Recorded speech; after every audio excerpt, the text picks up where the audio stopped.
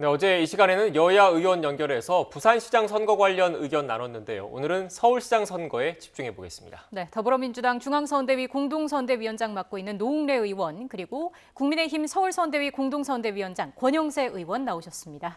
어서 오십시오. 네, 안녕하세요. 안녕하십니까. 안녕하세요. 권영세 의원입니다. 네. 일단 어제는 부산시장 관련 이야기 나눴는데 오늘은 서울시장에 좀 집중을 해보겠습니다. 여야 중진분들 모셨으니까 기대가 큽니다.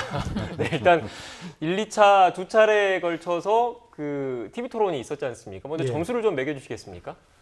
그러게요. 뭐 아전 인수격으로 얘기하면 안 되는 거 아니에요?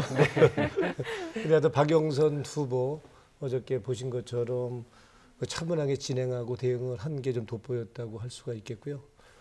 그리고 오세훈 후보는 어저께 제일 많이 쓴 용어가 거짓말입니다. 거짓말. 그래서 이 거짓말 때문에 굉장히 스트레스를 많이 받고 있구나라는 생각을 했고요. 내곡동 땅 얘기할 때 그냥 버럭 화까지 냈단 말이에요. 그래서 아마 스트레스가 보통 스트레스가 아니구나라는 생각을 했고, 그리고 어제 나온 얘기 중에는 오세훈 후보가 박영선 후보 지역인 구루 그리고 가리봉동에 가서 그리고 이 지역 발전이 이렇게 좀 더딘 거는 박영선 후보 탓이다라고 얘기를 했는데, 박영선 후보가 내가 지역 개발을 위해서 3번이나 면담 시장 때 요청했는데 왜 그때는 만나주지도 않았냐. 사실상 개발이 안 된 거는 지금 시장 책임 아니냐라고 얘기하는 지적까지 있었는데 그런 지적도 있었습니다. 권 의원님도 평가 말씀해 예. 주시죠.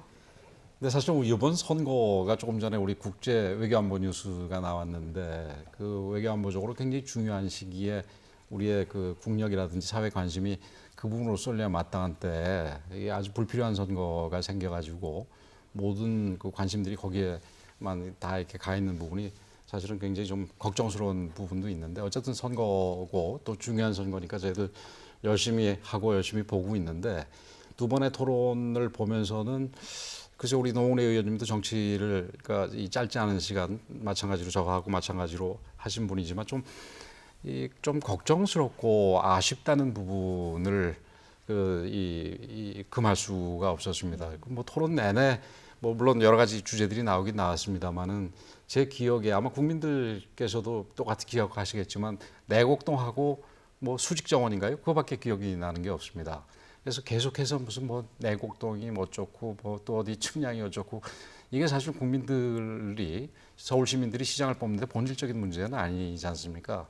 그래서 박영선 후보가 내내 거의 뭐 네거티브 부분만 하고, 또 오세훈 후보 같은 경우는 그와 좀 다르게 그 박영선 후보의 뭐 수직 정원이라든가 이런 어떤 정책적인 부분에 대한 비판을 하려고 그러는데, 나중에는 하도 내곡동 얘기를 하니까 본인도 가만히 있을 수 없어가지고 내곡동 부분에 대해서 자꾸 얘기를 하고, 또 그 와중에서 여러 가지 지금 사실과 다른 얘기들을 하니까 거짓말이라는 얘기를 할 수밖에 없는 상황이었다. 그런 점에서 볼 때 전반적인 부분에서 뭐 제가 생각할 때는 오세훈 후보가 훨씬 그 좋은 평가를 받아야 마땅하지 않나 이렇게 생각이 되는데, 한 가지만 더 말씀을 드리면은 그 뭐 어저께인가요? 오세훈 후보가 팩트 체크도 해가지고 나오고 그랬던데 이 지금 토론하는 과정에서 사실이 아닌 얘기들이 너무 많이 나오는 것 같아요. 그래서 이런 부분들은 어쩌면은 올 초인가요? 작년인가요? 벌써 좀 약간 기억이 흔들리는데, 이 이재명 지사가 이 TV 토론에서 이 허위 내용을 발설을 했다가 그게 이 항소심까지는 유죄였지만 이 대법원에서 무죄가 나왔지 않습니까? 그 사실은 말도 안 되는 판결이고 그 언젠가는 뒤집어져야 될 판결이라고 보는데, 뭐 그 판결을 믿어서 그런지 이게 아무 얘기나 막 하는 거는 이게 선거 토론에서 굉장히 중요한 문제고, 이거는 반드시 짚어져야 될 거다 이렇게 생각을 합니다. 네, 의원님 이재명 지사의 대법원 판결과 관련된 얘기는 의원님의 개인적인 의견이라고 일단 이렇게 좀 정리를 하고 그렇죠. 가겠습니다. 예. 네, 일단 두 분 다 중진분이셔서 그런지 말씀은 점잖게 하시는데 일단 말에 뼈가 있어서 치열한 신경전이 좀 예상되고 있습니다. 본격적으로 선거 관련된 이야기를 좀 해봐야 될 것 같은데, 지금 선거가 꼭 이제 일주일 남았고 사전투표는 2일부터 시작되니까 이틀 남았거든요. 현재 판세 어떻게 보고 계십니까? 우리 권영세 의원님은 뭐 좀 이렇게 슬슬 하셔도 되지 않아요 지금? 네. 뭐 여론조사로는 굉장히 많이 이기고 있고, 우리로 봐서는 지금 좋다고 할 수 없는 상황 정도인 거죠. 그리고 실제로 지금 고강도 공직자 부동산 투기 대책 내놓고 있는데 이렇게 내놓고 있는데도 불구하고 지금 국민들의 분노나 이 실망감이 이제 가라앉지 않고 있는 거거든요. 네. 아직 정에 덜 차다는 얘기죠. 그래서 저희들은 이 판세를 좀 바꾸려고 그런다면 국회도 그리고 우리 정치권이 할 일을 해야 된다고 보는 거고요. 특히 지금 국회에서 풀어야 될 게 이해충돌 방지법 이게 지금 이게 벌써 여야가 처리하기로 했던 법인데 지금 국민의힘이 발목을 잡아갖고 이게 좀 진전이 안 되고 있어요. 그래서 이 법은 저걸도 보궐선거 전에 반드시 처리돼야 된다고 보는 거고요. 우리 국민들이 21대 선거에서 180석을 준 뜻은 아마도 이런 법, 국민들과의 이해관계는 없고 국회의원들 이해관계밖에 없는 법, 이런 법은 확실하게 처리하라라고 아마 준 거라고 봐서 이 법은 조속히 선거 전에 처리하도록 저희들이 하겠다는 것을 분명히 말씀드리고요. 그리고 국회의원 부동산 투기 전수조사 이것도 마찬가지입니다. 이것도 얘기만 되고 지지부진합니다. 그래서 지금 이렇게 한다고 그런다면 만약에 처리 못한다고 그런다면 우리 더불어민주당은 우리 국민의힘과 다를 게 없다라고 보는 거고요. 그래서 우리는 권익위원회에다가 우리 자료 다 냈습니다. 예? 다 내서 우리부터 먼저 그러면 다 조사해라. 그러니까 아마도 국민의힘도 아마 전수조사 안 받을 수는 없을 겁니다. 그래서 부동산 투기와 관련해서는 이제 공직자들이 정말 뿌리를 뽑을 수 있는 이번에 계기가 되는 개혁을 하는 그런 계기의 장이 돼야 되겠다 하는 측면, 그런 면이 만약에 정치권이 한다 그런다면 국민들의 투표율, 그리고 우리 지지자들도 적극적인 투표할 거다.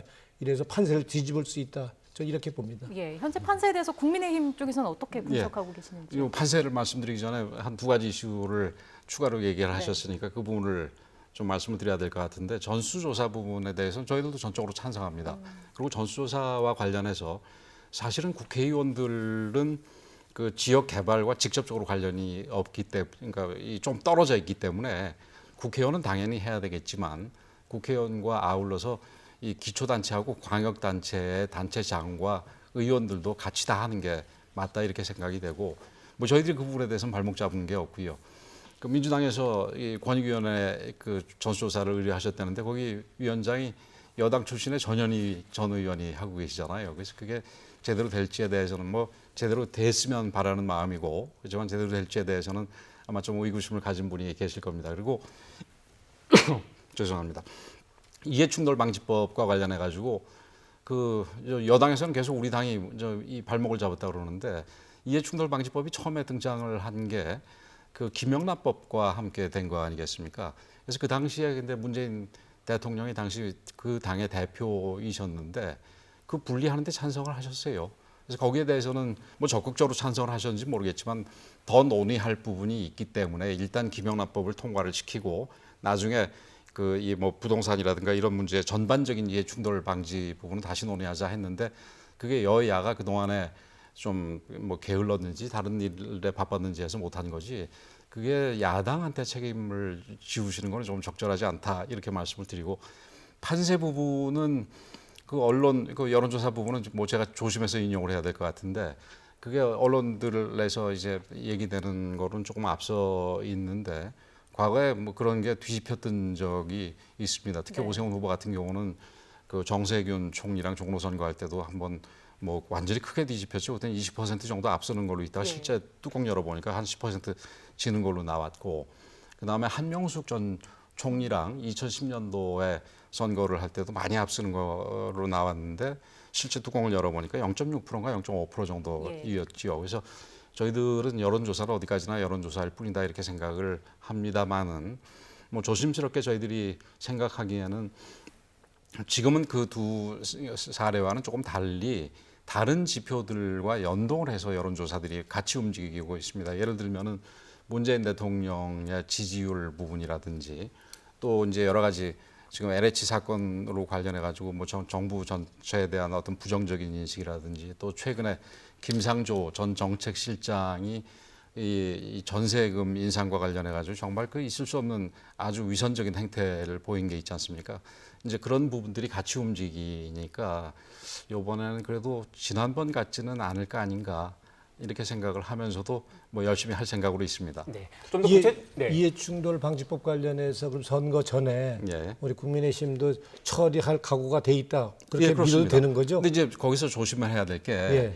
그 얼핏 나오는 게 보니까 이제 소급 적용이 문제가 될 텐데 이 소급 적용 부분 같은 경우는 사실은 그게 헌법 가치를 훼손하는 거기 때문에 우리가 조심해서 접근을 해야 됩니다. 뭐 조심할 건 조심해야 되지만 그렇습니다. 내부 정보를 알고서 했다 그런다면 그거는 소급을 해도 법리적으로도 문제 없다고 합니다. 예, 그러니까 그거는 조금 소급 더- 적용하는 부분도 예. 이게 부동산 투기와 관련해서는 이거는 우리 사회 악적인 사회적 범죄입니다. 이건 반사회적 범죄이기 때문에 소급 입법도 포함한 난 입법이 필요하다고 보는 거고요. 그것도 한번 논의하면 예, 가능하다고 논의는 충분히 봅니다. 필요하다고 생각이 됩니다. 그 소급 예. 입법 부분이 우리나라에서 인정이 된 게 한 2번 정도, 제 기억에 2번 정도 있습니다. 한 번은 친일 청산을 할 때, 그 반민특위에서 해방 직후에 그 친일파들의 재산을 몰수할 때는 그게 소급 적용이 됐습니다. 근데 친일파들 같은 경우는 이게 뭐 보통 문제가 아니지 않습니까? 그래서 그건 정당화가 됐고, 또 한 번은 소급 적용이 그 광주 민주화 운동과 관련해 가지고 그 부분을 처벌하는 과정에서 아마 처벌하고 이 뭐 이렇게 제재를 가하는 과정에서 이 하나가 더 있었던 걸로 아는데 광주 민주화 운동 같은 경우도 이제 광주 학살로 다른 관점에서 보면 되는 거니까 이거는 엄청난 이 반인간적인 반인류적인 범죄 아니겠습니까? 이런 부분들에 대해서는 소급 적용이 얼마든지 찬성인데 이 투기는 사실은 조금 모호한 부분이 있으니까 어느 정도에서 소급 입법을 허용을 할지에 대해서는 좀 우리 의원들뿐만이 아니라 법조계나 혹은 국민 전체의 어떤 합의가 조금 필요한 부분이 아닌가 이렇게 생각이 됩니다. 그러니까 여야가 이번 이해충돌방지법은 선거 전에 처리한다. 우리 그렇게 그건, 약속해도 되는 거죠. 그거는 뭐 저희들 우선 제 개인도 그렇고 예. 저 우리 당내에서 들어봐도 특히 부동산 투기 같은 경우는 이 소위 그 토마 피케티의 그 자산 불평등 얘기처럼 이게 단순히 뭐 현재 소득의 불평등을 떠나가지고 이 자산에서 불평등이 있으면 그 불평등이 교정이 안 된다는 거 아니겠습니까?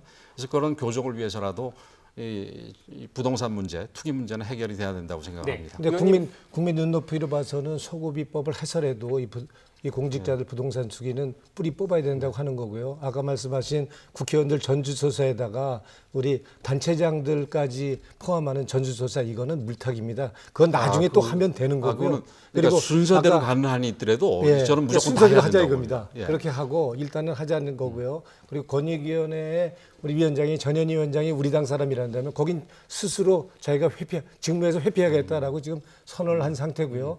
권익위원회에 야당 추천한 의원도 있습니다. 그러니까 야당에 추천한 의원까지 포함해서 공정하게 한번 제대로 한번 했으면 합니다. 그럼 뭐 저는 더 이상 문제 제기 안 하겠습니다. 예. 그래서 일단- 옥석을 한번 가려봐야 됩니다. 네, 일단 제가 간략하게 이 질문 하나 드리고 다시 선거 얘기에 좀 예, 집중을 해보겠습니다. 일단 그 이해충돌 방지법과 관련해서 권 의원님께서 말씀을 해주셨는데 이 말씀하셨던 내용들이 뭐 중진이시니까 국민의힘 비대위 차원이나 관련 상임위 차원의 국민의힘 의원분들도 공감대를 형성하신 그렇죠. 의견이신 겁니까? 예, 네, 답변 충분히 되겠습니까? 예. 네. 그럼 다시 선거 얘기를 좀 해봐야 될 것 같은데요. 일단 지금 두 분 다 여론조사 그리고 판세에 대해서 대략적인 말씀을 해주셨는데 2일부터 사전투표가 시작되지 않습니까? 사전투표에 어떤 계층이 많이 참여하는지 그리고 투표율이 어떻게 되는지에 따라서 또 여야 간의 이해관계가 좀 다를 수도 있다라는 분석들도 나오고 있던데 먼저 어느 의원님께서 먼저 말씀해 주시겠습니까? 네. 지금 뭐 여론조사에서 나타난 거로 봐서는 특히 이제 20대 층에서 절대적으로 이제 우리가 지지도가 좀 떨어지는 거로 이렇게 나오고 있거든요. 네. 그래서 이제 20대 지지를 우리가 회복하는 게 굉장히 관건이라고 보는 거고요. 실제로 지금 우리가 젊은 사람들의 그 눈높이를 우리 헤아리지 못한 부분이 있는 거고요. 그 부분은 일자리, 부동산. 그러니까 심지어 부동산 문제 같은 경우에는 그냥 저 부동산 값이 올라서 벼락거지가 됐다는 거 아닙니까? 그래서 집을 옮겨 다닐 수밖에 없는 이런 이제 아픔이 있는 거고요. 공정과 정의에 대해서도 그 기준이 그 잣대가 국민의 잣대, 청년의 잣대가 아니고 자기들만의 잣대, 정치권의 잣대로 한 게 아니냐는 의심을 받고 있는 것도 우리가 뼈아프게 생각해야 되고 그 부분에 대해서 우리가 해답을 내놓지 않으면 이번 선거에서 지지를 얻기 어렵다. 저희는 그렇게 보고 있는 거고요. 그런 면에서 절대적으로 불리한 건 사실이지만 만약에 실제로 20대들이 투표장에 들어갔을 때 그리고 투표를 내가 하지 말아야겠다 이렇게 생각할 때 그때 그래도 꼭 한번 생각할 건 있을 거라고 봅니다. 과연 지금 국면에서 지금 변화를 거부하고 기득권 정당이 어느 정당인지, 그래도 부족하고 모자라도 그래도 개혁할 정당이 어딘지, 그리고 정말 약자를 위한 정당이 어느 건지 이걸 좀 판단해서 투표를 해주신다면 저는 지금 지지도 차이가 많이 있긴 하지만 한번 해볼 만하다, 한번 그렇게 생각합니다. 네, 말씀해 주시죠. 예, 저는 이번 선거 우선 그는 이번 선거가 왜 생겼는지에서 첫 번째 그 이유, 그다음에 두 번째는 후보의 경쟁력. 이게 1년 3개월짜리 네. 그 시장 선거입니다. 지금 첫날부터 바로 이렇게 투입돼서 일을 할 수 있는 후보가 돼야 된다고 생각하는 점에서 후보의 경쟁력. 그다음에 세 번째는 지난 4년간 이 정부의 실정, 특히 아까 우리 노 의원님도 말씀을 해주셨습니다만 부동산 문제가 굉장히 큰데 이 부동산 문제에 대해서는 지금도 올라가고 있는 상황 아니겠습니까? 그래서 이런 부분에서 이 국민의힘 당이 이기는 게 마땅한 선거다 이렇게 생각을 합니다만은 이제 20대 문제와 관련해서는 20대 문제에 대해서 박영선 후보가 20대는 뭐 역사적 경험치가 부족하다고 얘기를 하셨는데 저는 아주 잘못 읽는 판단이라고 생각을 합니다. 우리 노 의원님은 정확하게 평가를 하셔서 비교적 객관적으로 얘기를 하시는데 저는 20대 표심이 평소하고 달라진 부분에 대해서는 저는 이렇게 보고 싶습니다. 20대 같은 경우는 사실은 이게 투표를 계속하고 또 삶을 정적인 건데 많이 이제 노출이 되면서 그 어떤 진영적이거나 이념적인 관성들이 생깁니다. 근데 20대는 아직 그런 관성이 생기기 전이고 진영적인 관성에서 자유로운 상황에서 그 현재 상황을 객관적으로 좀 중립적으로 볼 그 가능성이 큰 집단입니다. 근데 물론 젊은 사람들이 되게 진보적일 수 있으니까 기본적인 포지션은 좀 진보적이지만 거기서 이렇게 움직임 유동성은 굉장히 큰 그 집단이라고 보는데 네. 그 집단이 요즘에 여러 가지 뭐 LH 사건이라든지 부동산 문제라든지 기타 뭐 여태까지 역대적으로 조국, 윤미향, 그다음에 최근에 김상조에 이르기까지 이 정권의 어떤 위선이라든지 가식이라든지 내로남불이라든지 이런 모습을 보면서 이거는 좀 아니다 이렇게 평가를 한 결과가 아닌가 이렇게 생각이 되고 그 이제 사실은 사전 선거를 처음에 말씀해 주셨는데 통상적으로 사전 선거를 젊은 층들이 많이 하게 되니까 그 이제 보수 정당이 조금 안 좋은 결과가 나온 거는 있었지요. 근데 저는 그 제가 사전 선거를 이틀에서 하루로 줄이는 법을 냈습니다만은 저는 그런 차원에서 낸 거는 아니고 이게 선거 기간이 다 합쳐서 한 2주밖에 안 되는 거 아니겠습니까? 뭐 대선이나 다른 선거에 따라서 플러스 마이너스가 있지만 근데 그 2주밖에 근처밖에 안 되는 상황에서 지금 뭐 대개 지금 요즘 선거처럼 뭐 거의 네거티브가 위주가 되고 정책이 뭐가 있는지 박영선 후보의 정책은 수직 정원에 뭐가 있는지 오세훈 후보의 정책은 또 뭐가 있는지 이거 알지도 못하는 상태에서 투표를 해서는 곤란하지 않습니까? 네. 그래서 차라리 본 투표일을 이틀을 하는 한이 있더라도 사전 투표를 하루 줄이는 게 낫지 않겠냐 하는 얘기를 했던 건데 이번에는 특히 그 우리 사전 선거에서 젊은 층들이 굉장히 많이 갈 거로 보입니다. 왜냐하면은 그 본 투표일이 휴일이 아니니까. 예. 그런데 뭐 전반적으로 그렇더라도 저 전체적인 흐름으로 볼 때는 우리가 조금만 더 열심히 하면 좋은 결과가 나올 수 있지 않겠나 이렇게 보고 있습니다. 그러나 뭐 안심은 항상 금물이지요.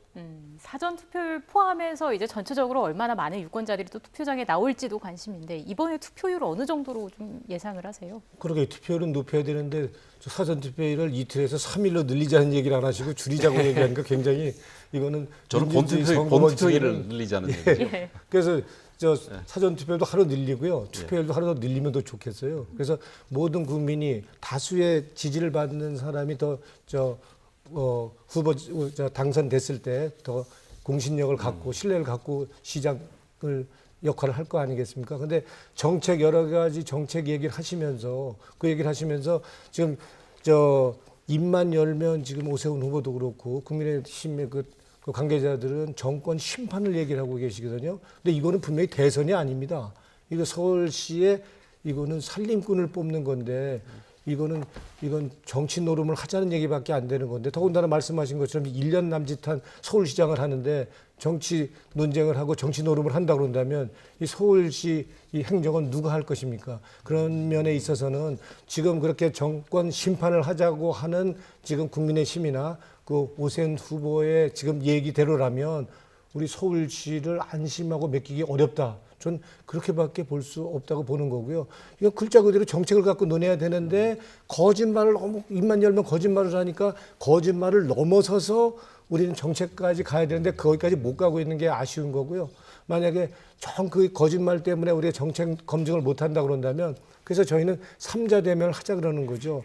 본인은 내곡동 땅에 간 적도 위치도 모른다 그랬다 그런다면 그러면 그때 같이 있었던 그 측량 팀장이나 그리고 경작자나 오세훈 후보가 만나서 한번 얘기하면은 드러날 거 아닙니까? 그 다음에 우리 정책 검증을 간다 그런다면 예. 그렇다면 정말 실제로 선거가 제대로 정책 공방을 할 수 있다 저는 그렇게 봅니다. 네, 지금 말씀하신 걸 들어보면 두 분 다 이른바 네거티브 공방에 대한 비판에 대해서 좀 공감을 하시고 정책을 좀 더 알아봐야 된다라는데 두 분 다 공감을 좀 하시는 것 같아요. 그래서 말씀을 하신 김에 서울시장 정책에 대해서 한번 좀 이야기를 좀 해볼까요? 일단 저희가 준비된 그래픽이 있는데 아무래도 부동산 관련된 정책이 주요 화두가 되지 않을까 싶은데 준비된 그래픽을 좀 띄워주시겠습니까?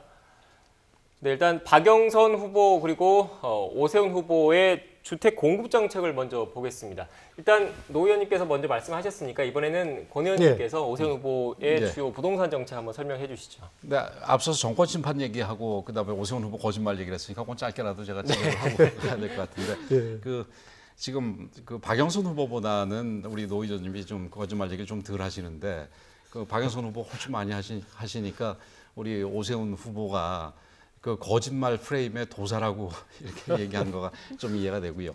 이 정권 심판론 부분은 이게 임기 말에 사실은 정책과 인물 선거가 돼야지 마땅하겠죠. 그러나 임기 말에 치러지는 거고 또 더군다나 대선 그 1년 전에 서울시장과 부산시장이라는 이 전국 1, 2도시의 이 책임자를 뽑는 거기 때문에 그 현실적으로 정권 심판적인 성격을 갖는 거는 피할 수가 없으리라고 생각이 됩니다. 그래서 그건 뭐 어느 나라 선거나 마찬가지라고 생각이 되고요. 지금 아까도 계속 우리 논의 중에 나왔습니다만은 이번 선거가 가장 큰 이슈가 사실 부동산 문제 아니겠습니까? 사실 거기에다가 추가를 해서 세금 문제가 있는데 세금 문제는 중앙 정부 이슈도 많이 있으니까 아마 부동산이 더 부각되는 것 같습니다.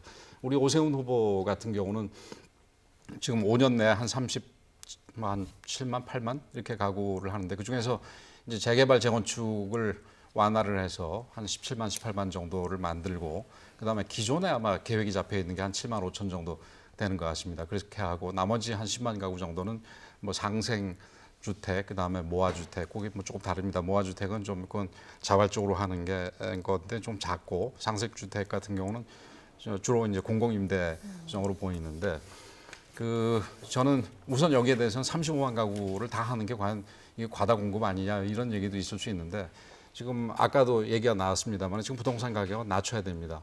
그 진성준 의원이 아무리 해봐야 안 내려간다고 얘기를 하는데 이거는 아무리 더 해가지고 좀 내려가게 해야 될 필요가 있기 때문에 35만 가구가 좀 과다해 보이더라도 저는 그거는 진행을 하는 게 맞다고 보고요.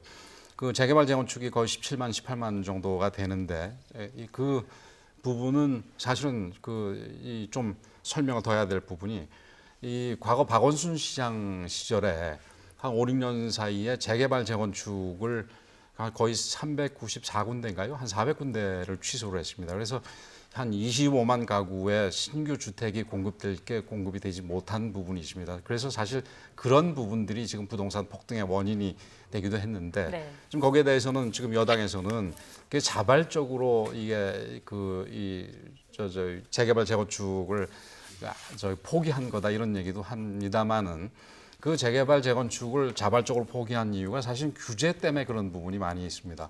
사실 마포도 그렇겠지만 우리 용산 지역 같은 경우 고도 제한이라든지 용적률이라든지 기타 여러 가지 조건들을 막아놓으면은 이게 재개발할 때 이게 수익이 안 돼가지고 이거 자기네들이 오히려 손해를 봐야 되니까 어쩔 수 없이 재개발 재건축을 포기하는 경우가 있는데 지금 그런 부분을 조금 풀어주면은 오세훈 후보가 얘기하는 17만 가구의 재개발 재건축이 저는 얼마든지 가능할 수 있다고 생각을 합니다. 네. 예, 우리 박영선 후보의 부동산 정책은 일단은 이제 30만 원, 5년간에 30만 원을 공급하겠다는 거고요. 그리고 공공주도만은 아닙니다. 민간주도도 같이 하겠다는 거고요. 그래서 공공주도만을 해갖고 이제 공급 부족한 걸 다 할 수는 없습니다. 그래서 민간주도를 포함해서 하는 거고 민간주도를 한다 그런다면은 그냥 재개발 재건축을 마음대로 하도록 하면은 또 불로소득 또 시세 차익을 많이 봐서 또 부동산 값이 오르고 안정을 해칠 수 있습니다. 그런 면에서 지금 부동산 값 안정을 위해서 반값 아파트를 공급하려고 합니다. 제가 지금 그 법을 반값 아파트 입법 특별법을 제가 근거법을 마련해 놨거든요. 예. 그래서 저 1,000만 원에 천만 원 그러니까 2억에 20평짜리, 3억에 30평짜리 집을 그러니까 건물만 분양하는 아파트입니다. 평당 1,000만 원. 예, 평당 1,000만 원, 평당 1,000만 원짜리 아파트를 지어서 그래서 저 부동산 값도 안정시키고 거품을 좀 빼는 그래서 우리 젊은이들도 무주택자도 그래서 내 집 마련의 꿈을 가질 수 있도록 그래서 집 걱정 안 하고 발 뻗고 살 수 있는 그러한 우리 주택 복지를 하는 그런 정책을 하겠다는 게 박영선 후보의 정책이기 때문에 예. 한번 기대하셔도 좋다고 생각합니다. 저희가 최대한 많은 시간을 준비했는데 이제 시간이 거의 없습니다. 왜 자당 후보가 반드시 서울시장이 돼야 하는지 두 분 모두께 정확히 30초씩 드리겠습니다. 먼저 말씀해 주실까요? 예, 우리 박영선 후보는 일할 준비가 돼 있는 후보라고 저는 생각하고요. 그리고 정권 심판 그런 얘기 안 합니다. 서울시 살림을 위해서 하는 거고요.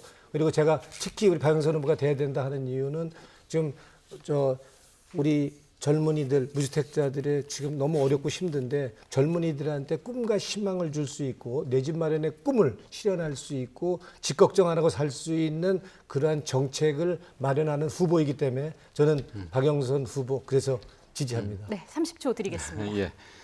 저희 오세훈 후보는 일할 준비가 돼 있을 뿐더러 거기에 더해서 일해본 경험이 있는 후보입니다. 그래서 1년 3개월 남은 임기가 남은 시장을 그 첫날부터 능숙하게 저는 구호를 아주 잘 만들었다고 생각을 하는데 그 능숙하게 할 수 있는 후보입니다. 그리고 거기에 더해서 개인 경쟁력도 박영선 후보에 비해서 월등하지만 이번 선거가 어쩔 수 없이 이 선거에 이게 부수되는 이번 선거가 왜 시작이 됐는지 그다음에 지금 지난 정부 그러니까 지난 4년 동안 이 정부가 어떻게 해왔는지 박영선 후보가 지금 선거 때니까 뭐 여러 가지 민주당과 네. 차별화를 하지만 그래도 선거 끝나면 다시 또 바꾸지 않을까 하는 우려들도 있기 때문에 저는 그 오세훈 후보가 반드시 승리할 거로 생각을 합니다. 승리해야 된다고 생각합니다. 네. 이래본 저희가 시간이 끝나니 죄송합니다. 저희가 의혹 등과 관련해서 여러 질문을 좀 준비를 하긴 했는데 오늘은 예. 시간 관계상 여기서 좀 마쳐야 될 것 같습니다. 죄송합니다. 네, 다음번에 다시 한번 불러주시죠. 알겠습니다. 네. 지금까지 더불어민주당 중앙선대위 공동선대위원장인 노웅래 의원 그리고 국민의힘 서울선대위 공동선대위원장인 권영세 의원과 함께 이야기 나눴습니다. 오늘 말씀 고맙습니다. 고맙습니다. 고맙습니다.